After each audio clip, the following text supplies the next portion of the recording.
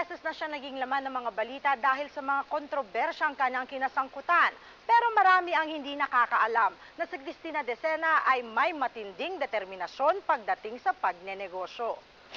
Ang bahaging ito ay hatid sa inyo ng Vitrum Green Tea Extract and L-Carnitine. May kasabihan na if you want to make it really big, wala nang tatalo pa pag pumasok ka sa construction at real estate business, tulad ng mga Ayala, Tan at Villar. Dahil sa inspiring stories ng mga big-time players na ito, natural lang na maraming maghangad sumunod sa kanilang mga yapak. Tulad ni Cristina Decena na nagkaroon ng swak na kabuhayan sa real estate business. At tulad din ni Senator Villar, lumaki sa hirap si Cristina sa Tondo, hanggang umasenso sa sipag at tiyaga. Taong 1988 nang magka-interes si Cristina sa buy and sell business.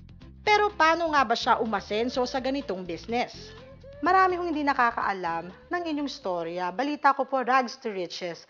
Saan po ba tayo nag-start? Ang unang-una kong naging negosyo, yung build and sell ng bahay. Tapos nung nasa Tondo kami, bumili ko ng isang bahay na maliit. Pininturahan ko at saka medyo inayos ng konti, nilagyan ng wallpaper. Nung na-sold out siya, nagkaroon kami ng konting puhunan, lumipat kami ng BF Homes Parañaque.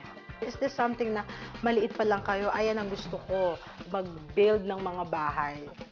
Pag nakakita ako ng bahay, natutuwa ako, lalo na pag nakakita ako ng mga magaganda. Pag nakakita naman ako ng bahay na hindi masyadong maganda, gustong-gusto ko siyang pagandahin sa isipan ko.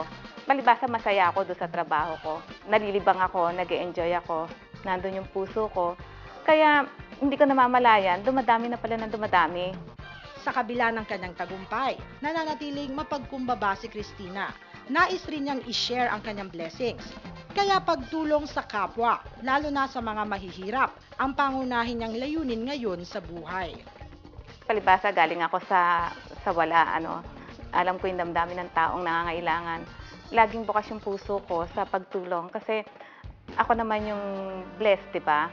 So, I see to it na pag merong dumarating sa akin, na ibabalik ko rin sa tao. Hindi dapat maging hadlang ang kahirapan. Laging may paraan. Ako kasi, nagbibigay din ako ng payo kung paano bawat tao makakaahon sa kahirapan. Kung meron mang may problema, handa akong magbigay ng payo, handa rin akong tumulong doon sa paraang kaya ko at sa paraang alam ko.